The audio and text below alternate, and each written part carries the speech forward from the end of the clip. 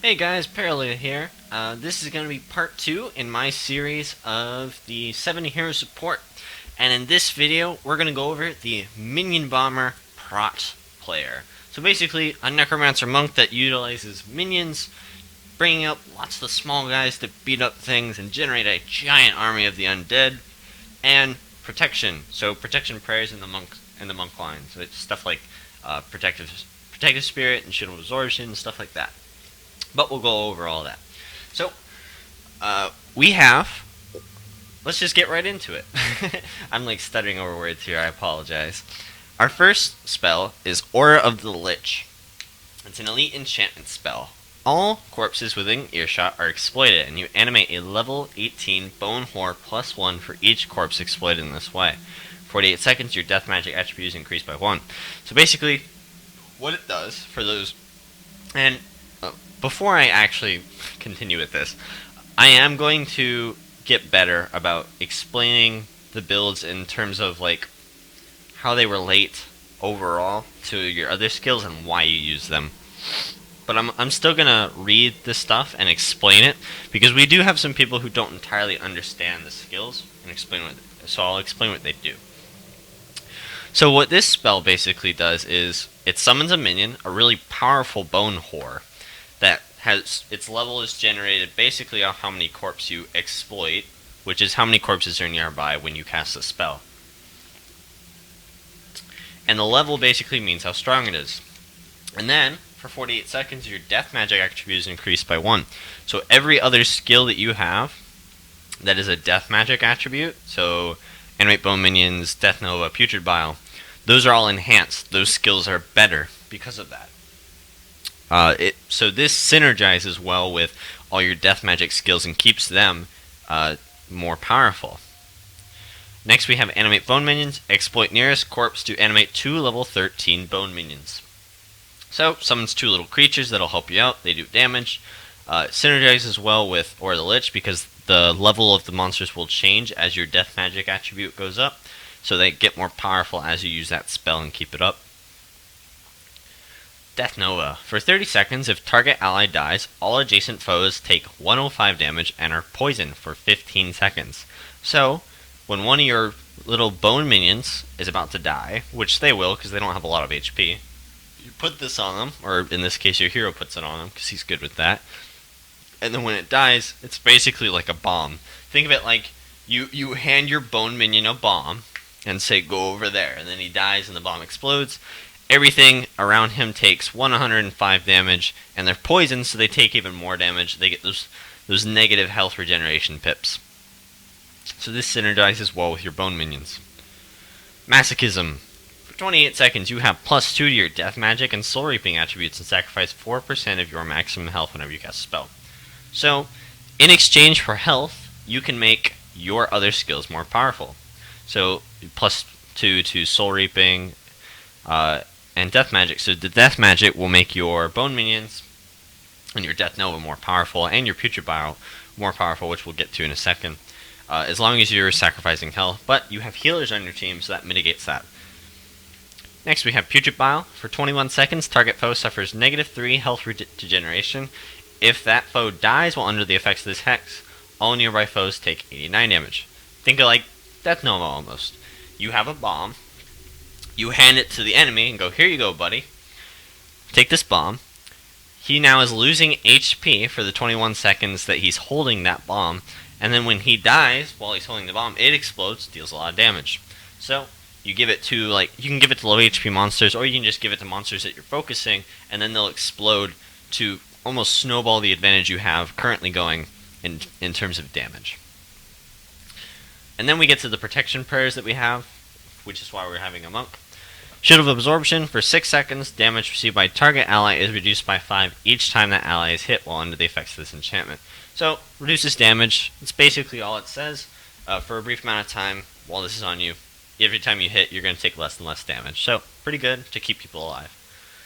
Protective Spirit. For 17 seconds, target ally cannot lose more than 10% max health due to damage from a single attack or spell. So it basically keeps you from being bursted down. So effects like Meteors and Fissure of Woe, or just the huge damage dealing spells in DOA, it keeps you alive from those and makes sure that you can't die really, really fast. So it allows your healers to be able to stay on par with the damage that's coming out.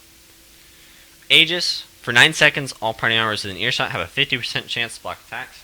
So basically you roll die each time, and you figure out if you block an attack or not. It blocks lots of damage that's coming out, and overall, it'll basically just reduce damage that's coming into you, which is good. So these skills center. So basically, since your guy is going to be controlling the minions most of the time, he's not going to be casting too many spells, because Death Nova isn't going to and Putrid Bile aren't going to be coming up, and they're going to stay on cooldown a lot of the time. So we give him protection spells so that he has stuff to do when he has downtime. So when he's not casting, he has other spells he can cast, so he's always doing something. Because we want our heroes to always be doing something, because they're not worth as much to us if they're not actually killing things or healing us or whatever.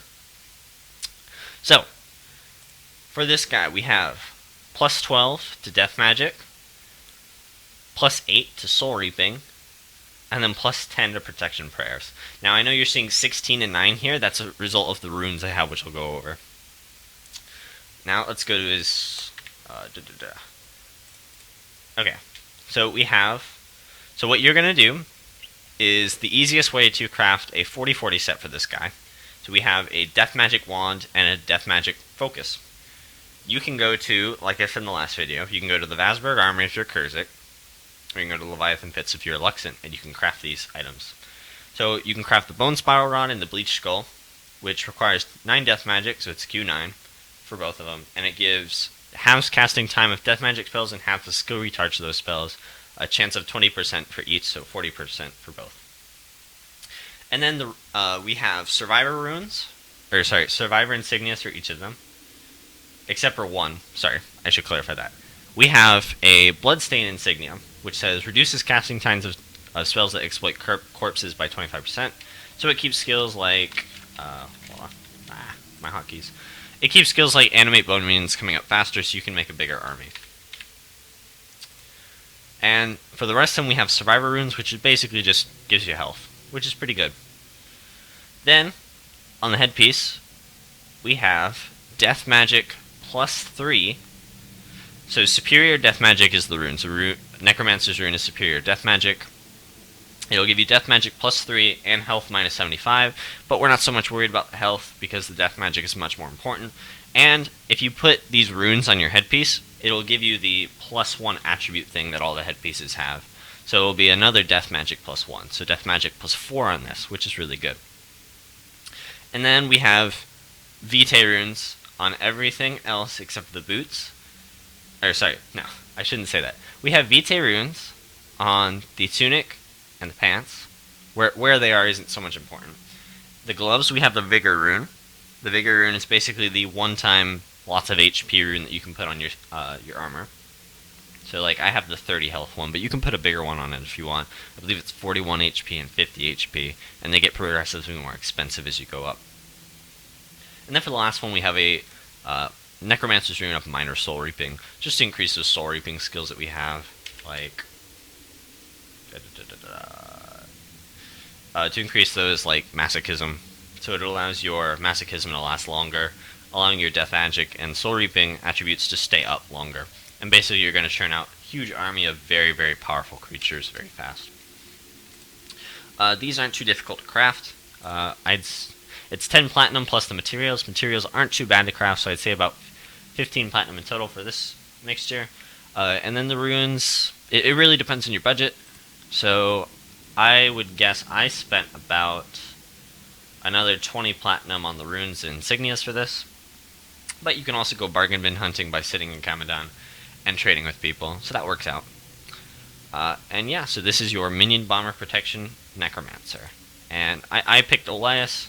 You can pick any Necromancer main, as long as it's not the previous Necromancer that we went over, because you need to have one for each of these. So, thank you guys for watching. This has been the Necromancer Minion Bomber Protection Necromancer. That's a mouthful. If you can go ahead and subscribe to my videos, I'd really appreciate it. Subscribe button is down below, or if you can comment, a like, or whatever. let me know feedback on this video or anything else you guys might want to see or any questions you might have. It helps me out and it helps me to interact with you guys more because I really want to talk to you guys because it's really fun, the experiences I've been having in Guild Wars lately. I've been getting a lot of questions and a lot more responses, and it's been fun talking to people. I really like it. So yeah, so go ahead and watch. Thanks for watching this video, and I'll see you next time.